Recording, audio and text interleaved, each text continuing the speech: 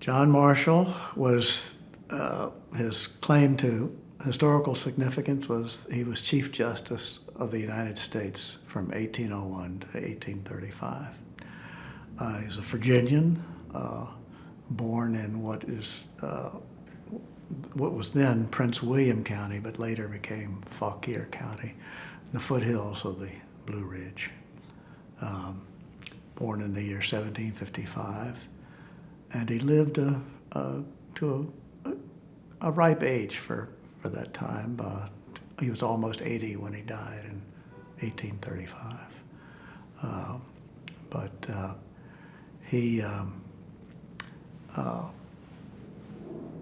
He had a career before he became Chief Justice that, when you look at it, I think is kind of a sterling resume. He was quite qualified to be Chief Justice, and he was, as it turns out, I think he was the right man at the right time. I think at first, I think he was simply trying to keep the judiciary relevant, make it a relevant part of the constitutional order, that things had gotten kind of out of hand in the late 1790s, and then with the transition to the new order in 1800 with the election of Jefferson, the judiciary had come under disrepute. Marshall, of course, was well aware of all of this, and that he kind of maybe felt that then all the controversy about the famous midnight judges, the new Judiciary Act appointing 16 new federal judges, and then the act for establishing the government of the District of Columbia, some 40 justices of the peace, all of whom were appointed by John Adams in the waning hours of his administration. These were the famous midnight judges, and Marshall, of course, was Secretary of State and was signing all these commissions. One of the first acts of the new Republican Congress was to repeal that Judiciary Act. And then there was the Marbury case. Then impeachment comes along, so that Marshall, perhaps understandably, felt that the judiciary was kind of sort of under siege, and that whether, so we've kind of maybe tried to rally his new colleagues that, boys, we've got to hunker down and be cautious, but not be craven, and we have to stand up for what is our role, but bow to or stay out of what we're not supposed to do. And here I'm getting into our role as law, Congress and the executive, their sphere is politics. So that Marshall had this vision, I think, of the judiciary had to somehow retreat or get away from this being perceived as this political institution. And Marshall himself set an example by, on his own grand jury charges, he made sure that nothing political got into him. It was just straight recital and nothing in it about politics. And we can read newspaper accounts of this approving of Marshall's grand jury charge. It was an appropriate charge without the slightest tincture of politics. So, and I'm sure he tried to communicate this to his fellow justices, but one of them apparently did not get the message, and that was Samuel Chase, who as late as 1803 was denouncing Jefferson and the Republicans in a grand jury charge, and soon after he's impeached. So it's in the early, I think it's just kind of survival mode maybe in the early years, even though it seems like the judiciary is being drawn deeper into politics in cases like Marbury and so on. But ultimately, his strategy was to kind of carry out a strategic retreat from politics, I think would be the best description of the early years. And then later, when the so-called judiciary crisis had passed, that kind of just gradually building up the institutional strength of the body. And one obvious way in which he tried to do that was to have the court issue a single opinion,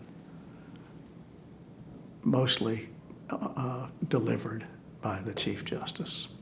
He had some sort of vision of where he wanted to take the court. And he saw possibilities. He obviously accepted the job, the appointment, because he saw these potentialities in the way that John Jay, who had already been Chief Justice, did not.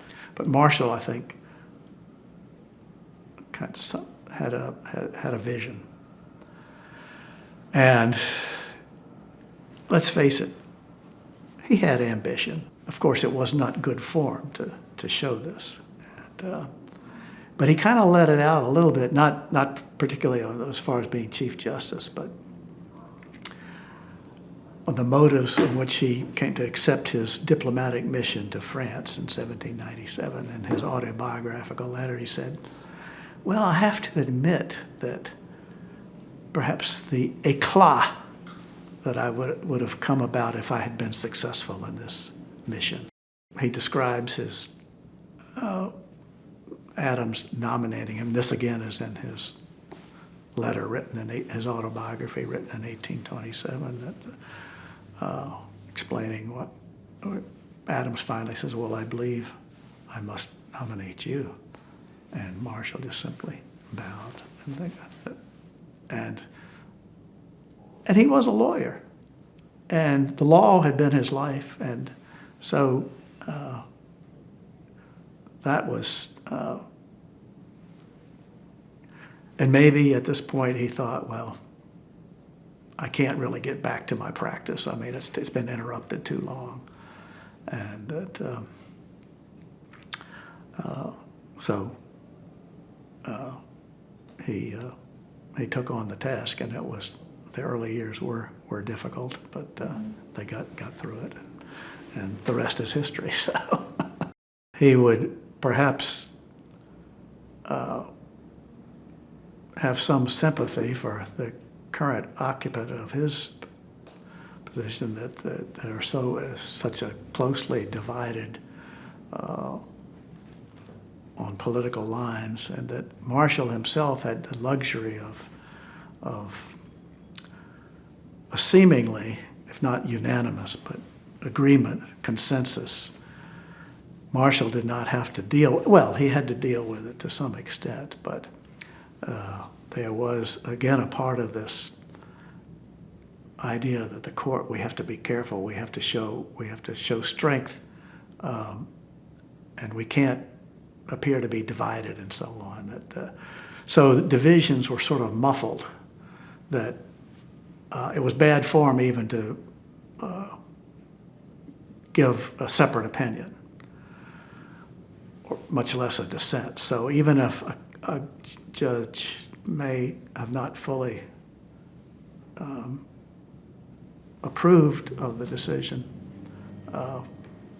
there was this pressure to kind of go along with what the majority. So Marshall didn't have to deal with that, but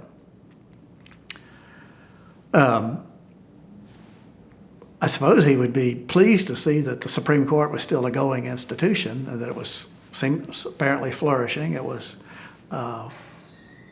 not without controversy, but he had controversy in his own day. In his day, the Supreme Court was also just an ordinary appellate court of law, but that's less true of today's Supreme Court, which is basically, I mean, it has the power to, through certiorari, to select the cases that it believes are worthy of attention. The Marshall Court had much, if less, if any, discretion in the cases that came before it. So it had a lot of ordinary cases of law. But those cases, you know, in the long run were important because it was these kind of, many of these non-controversial ordinary cases of law that the court decided that kind of helped build up its strength so that it could take on cases that are of greater public import. Marshall, my own feeling, yes, I think he was, got it pretty much right. And plenty of historians and legal scholars might disagree, but perhaps I'm guilty. I kind of fell under his spell, which people did, by annotating his papers, reading his correspondence, and I will admit, I found Marshall a man of captivating charm, and I just enjoyed kind of being his companion, so to speak, as he went through life. And I even, in a way, grew old with Marshall. So I just think it's important to understand Marshall in the context of his time, and to be clear on what the possibilities were open to him, what he could have done, and so on. Essentially, I see him as an 18th century man who strayed into, the fourth decade of the 19th century, and he became more increasingly alarmed about the kind of unceasing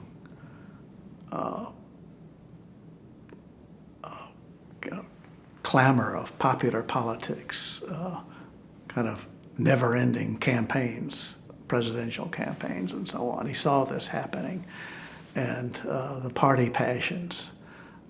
He was not comfortable at all with that. So I think what Story called him a Federalist of the good old school, those were his beliefs, that he believed in good government,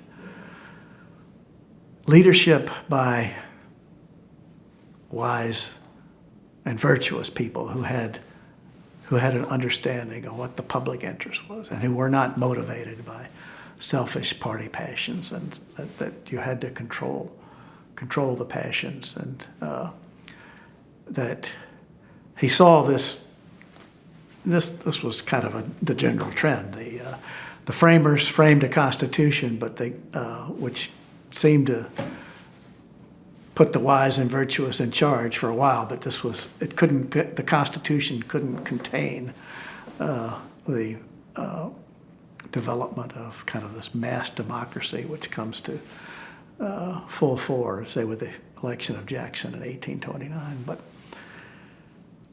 he saw the court having this role in this kind of atmosphere of popular of being of tempering the bad effects of just majoritarian politics.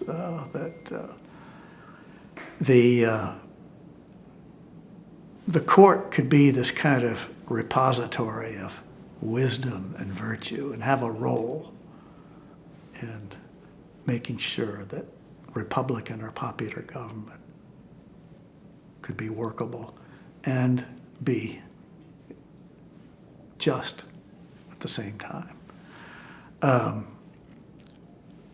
So that, again, that's part of his vision of what the court could have this. And it took kind of a selling job, a PR job. And Marshall, I hate to profane, but he was a good salesman. He did it. He was very smart in how he brought this about. That he identified the Supreme Court with the Constitution. And he used this kind of, once the Constitution went into effect, both, political factions appealed to the Constitution for their protection. So that the Constitution itself became this sort of venerated, but the important point was how it was to be interpreted and so on. But he saw the court, its role is to be the guardian of the Constitution. And in this way, the court could, in a way, become popular and kind of rise above politics.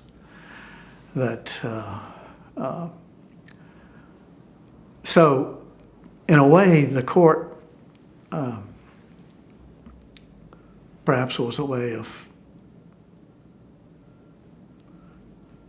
ensuring that the Constitution of 1787 would have some lasting power. I think Marshall, not as some conscious modernizer, anticipating the nation state of the late 19th, early 20th century and so on, or corporate America or whatever, but that his eyes were, he looked forward, but his eyes were on the past, of trying to preserve the settlement of 1787, which he saw as kind of a delicate equipoise between the general and state governments, an equipoise that he saw as dangerously threatened by centrifugal force. In other words, the states kind of flying out of their orbit. And he saw the general government as kind of an anchor to keep the states in check, so on. I look upon his nationalism, and we can get into this in the discussion of the cases as more of had a defensive aspect. In fact, I think even though he and James Madison were for years on different sides of because Madison was Jefferson's close friend, but I look on Marshall as really kind of trying to implement the Madisonian Constitution. Now I'm thinking of the Madison of 1787, 1788. And Marshall himself said he acknowledges that he was a close follower of Madison in the 1780s.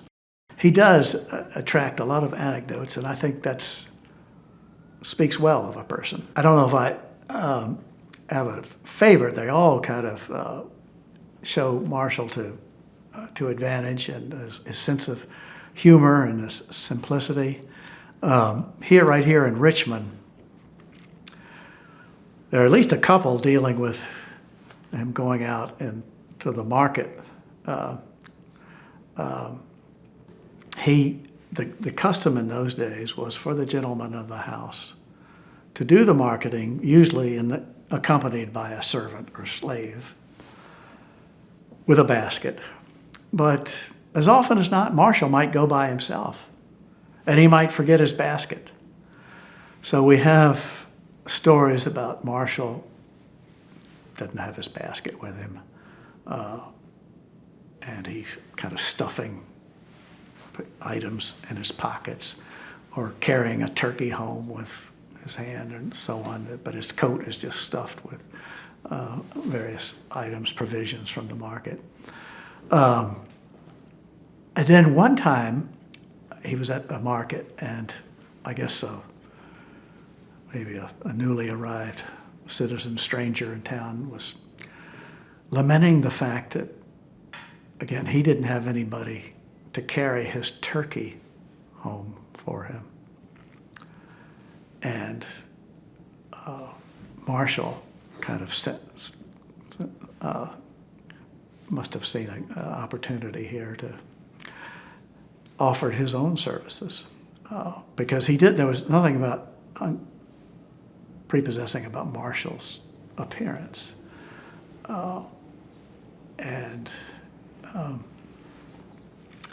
But he did, and he carried the turkey home for the gentleman, and I think accepted a little payment, a coin or something, for the services, and just played the role straight through. And I think only later did the man learned about that who carried home his turkey, the Chief Justice of the United States. But then there's the other story. I don't know if this was at the market or whatever, but that again must have been a stranger wanting to hire a good lawyer, and kind of rejecting Marshall because he didn't look the part. He didn't, but instead hiring some nicely, neatly turned out, bewigged gentleman.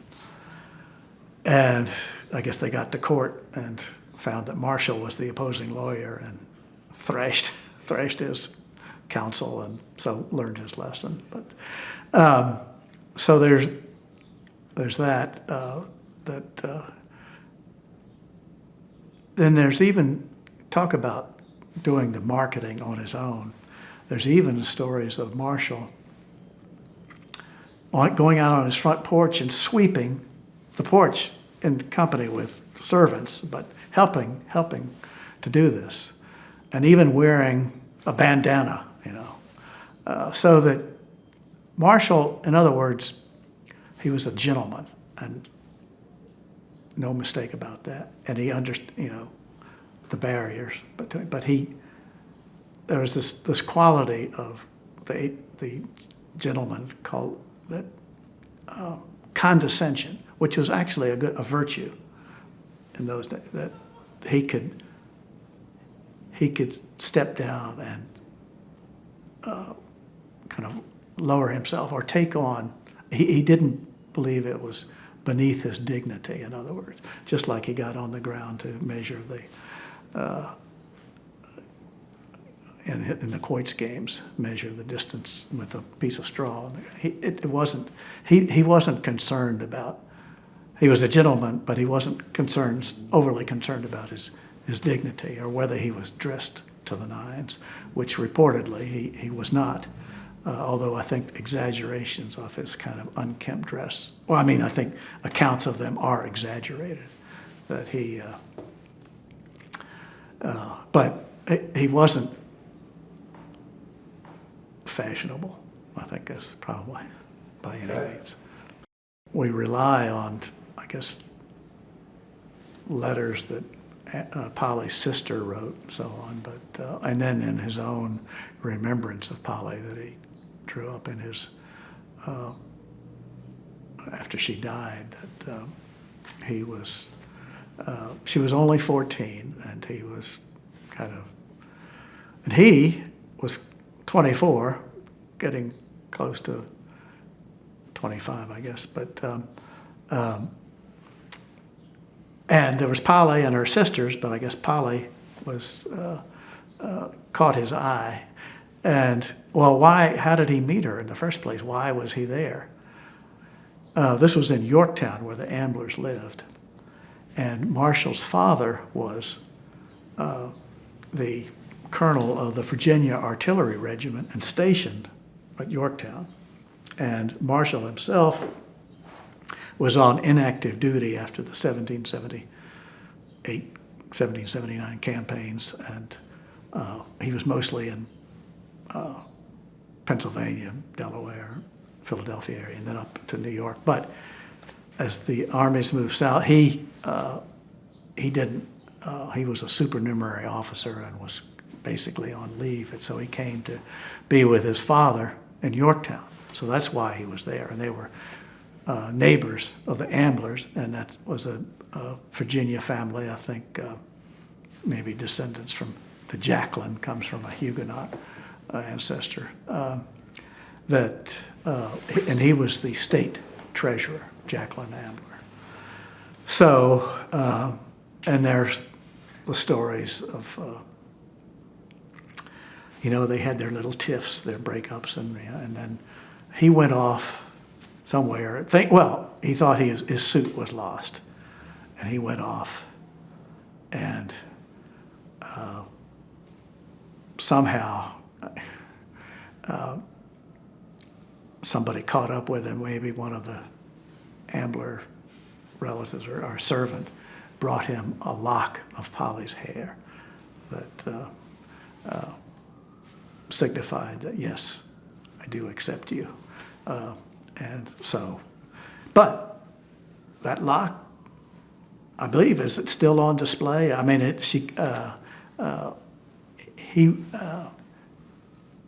he kept it throughout his life, and he recalls this. This is how we know about some of those early years. That in 1824, the same year the court is taking up Gibbons versus Ogden. He injures himself in a fall, and he can't go to court. He has time to write letters, and one of these letters is to Polly. And he says, "How do you think I beguile the time?" And so then he proceeds into this long reminiscence of their courtship and marriage, the ball at Williamsburg, the lock of hair, and his apprehension of another suitor, and all of that, and just a lovely remembrance. So, and this is in 1824 that he's recollecting that. So, and they get married. I think she's just still 16, which seems a bit young but this was not necessarily, maybe a little younger but Marshall explained that young ladies came out much earlier in those days than they did, say, even when he was writing this in the late 1820s. So that was the beginnings, and soon, not long after, the first child, and they eventually have 6 children who grow to manhood or to adulthood. And but there were, I think, a total of 10 or 11 pregnancies over a period of 21 years or so. And the ordeals of childbirth and the tragedies that occurred early in their marriage, losing children, affected Polly greatly, and that eventually she became almost a recluse in this house. She didn't leave the house. She couldn't go out in company. She didn't travel with him.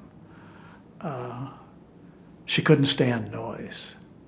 The children were admonished to walk around in their slippers or stockings. And, at some point, I think he's as early as 1815, I think, Marshall said that my wife's condition, she's so bad off that I can't go out in society. We're just confined to the house. And this was not easy for the decidedly convivial and social John Marshall. Marbury versus Madison, one of his first cases, and the great case of 1803, which is known particularly among lawyers as the great precedent for the court exercising the power to measure an ordinary statute against the Constitution and to pronounce the statute not law because it was contrary to the Constitution. The case was much more than just about what we call judicial review. I think I look at it as of kind of setting the ground rules of what the courts can do and what the political branches can do. And the courts decide law, and the political branches decide matters of politics. And all of this forms part of the first and much the longer part of the case.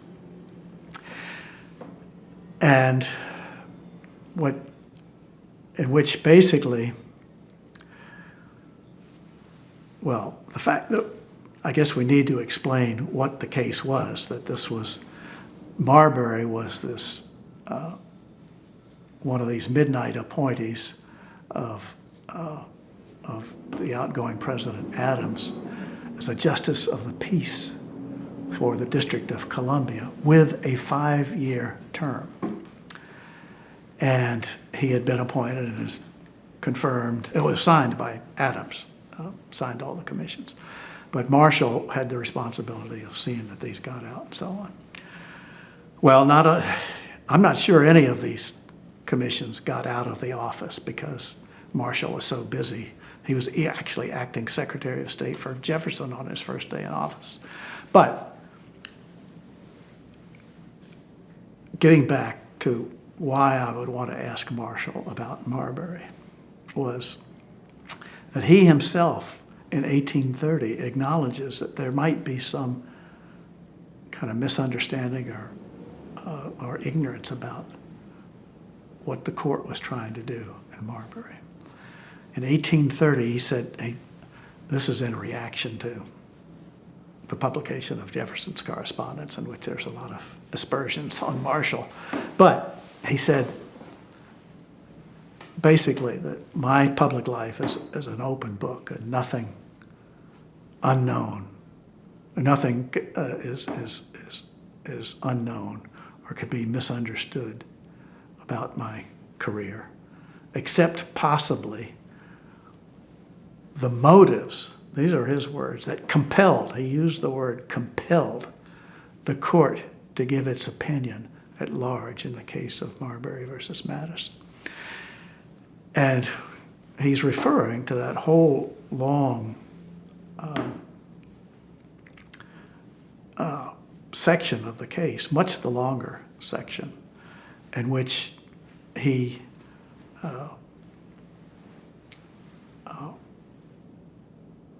goes into detail about Marbury having a right to this commission. I should point out that Jefferson, whether this commission was he did not send it out, and along with some others. And so Marbury and some others sued for the deliverance of this commission. And it never happened. Jefferson came into office, and he later appointed much fewer justices, but some of the same ones. But anyway, Marbury applies for this directly to the Supreme Court for this writ of mandamus, which is simply a writ to command. And it was directed to the Secretary of State, who was James Madison, to deliver this commission. So that was the case. It was known then as the mandamus case. You know, the questions were, did Marbury have a right to this commission? Is there a remedy for this right? And is that remedy a mandamus issued by this court in that order? And so he takes up most of the time as the first two questions. Does Marbury have a legal right? And he goes into great detail stating, or laying out the fact that Marbury does have a right, that this appointment, that there's no discretion on the part of the incoming executive, even though he did not appoint, but this appointment was for 5 years, so that Marbury had a property right in this office. So it was a deprivation of a legal right, and he goes into great detail about that. So that's, so he feels that, Marshall feels it's important to explain all of this, and that basically he's saying that the Jefferson administration violated the law. And so,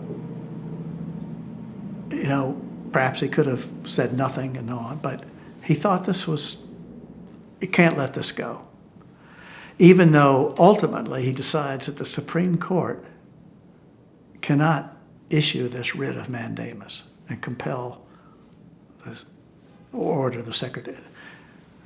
well, it probably wasn't going to happen anyway, but he found an escape, we might say, and that there was this act, Judiciary Act, saying that authorizing the Secretary of State to issue, or the Supreme Court to issue writs of mandamus to government officers, violated the Constitution, and that it enlarged the court's original jurisdiction beyond the provisions in the Constitution, which states or foreign diplomats could bring cases immediately, original cases in the Supreme Court, so that the court did not have jurisdiction of this case. And so Marbury does not get his writ, saying technically the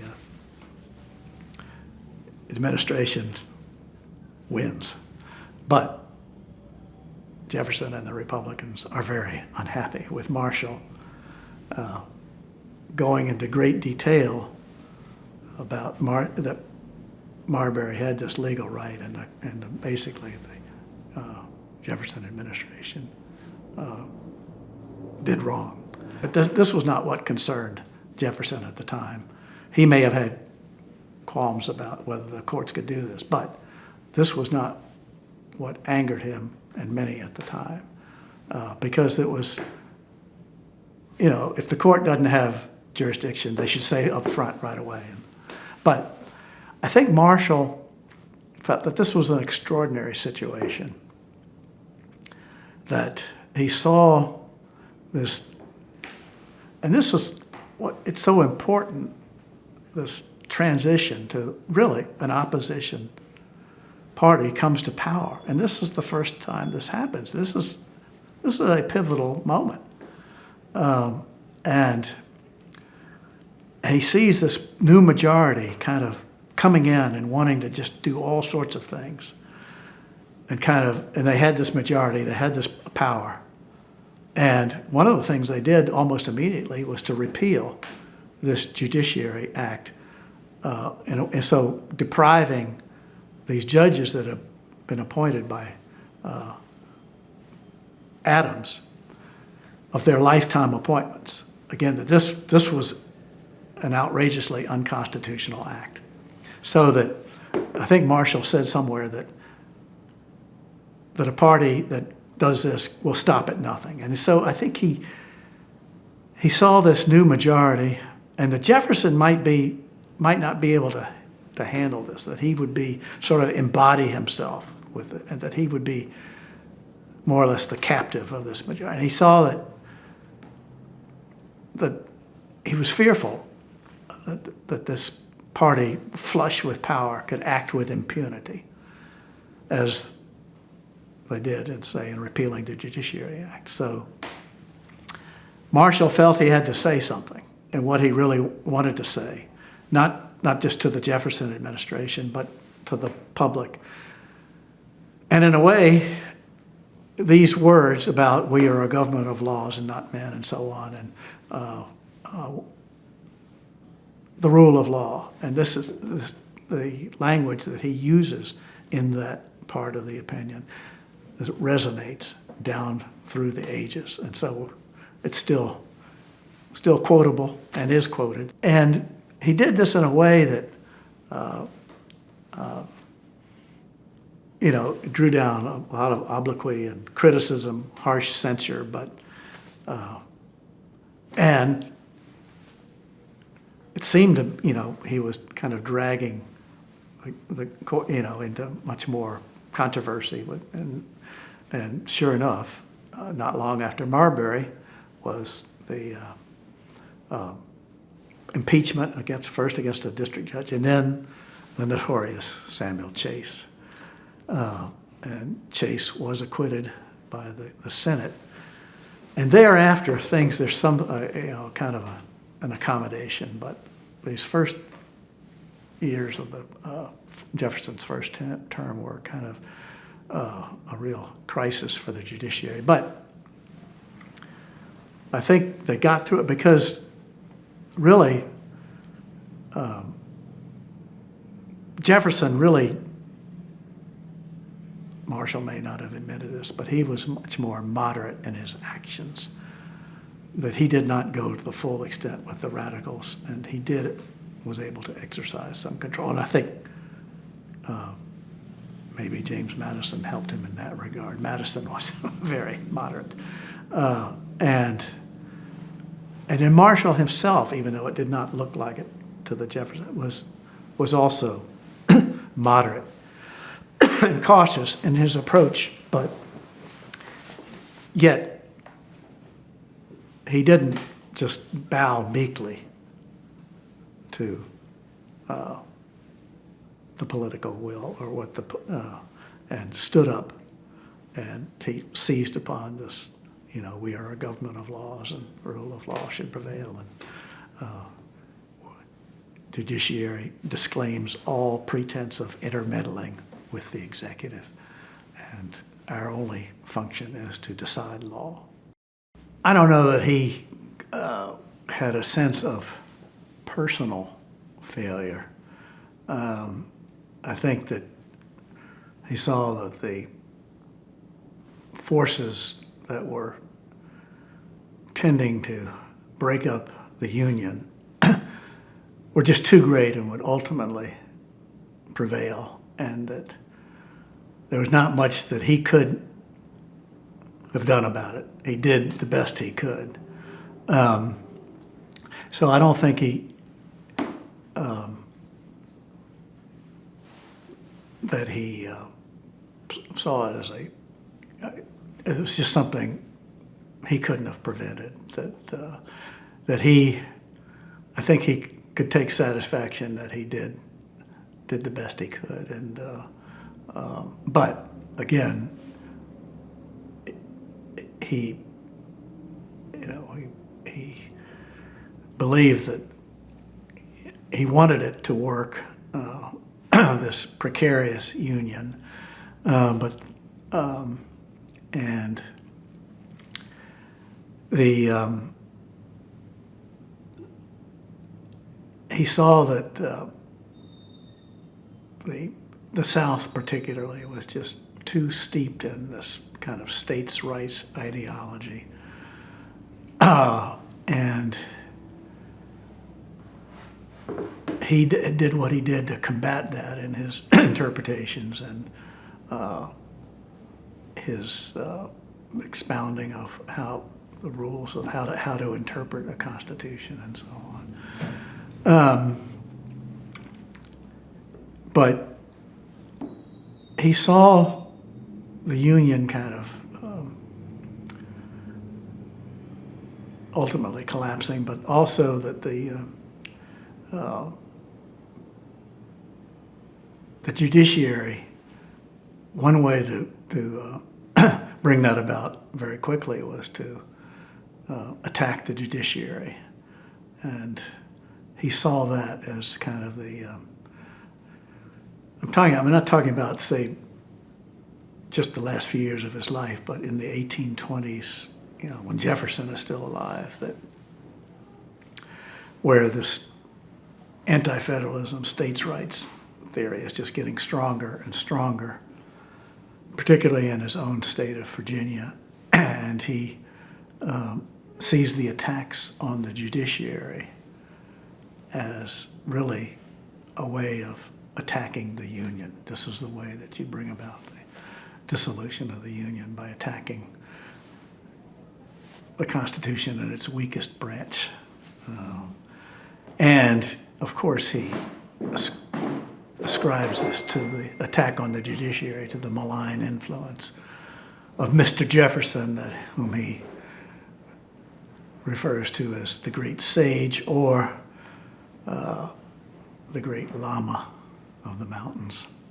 Well, I think he has a sense that new appointees, even Jackson appointees, are going their own way, that he doesn't have this personal relationship with them, or is able to kind of exert influence in his way of his personality having the same effect as it did on the, say, the generation that was closer to him, I suppose. He, up until about 1825 or so, or the death of Livingston in 1820, there was just this cohesion that was never to be duplicated. About 10 or 12 years of great cohesion that started to break down, but he still could muster the court, and I think one of his last opinions, Worcester v. Georgia, was kind of the court delivering a nationalizing opinion that struck at the laws enacted by Georgia to take over the Cherokee territory.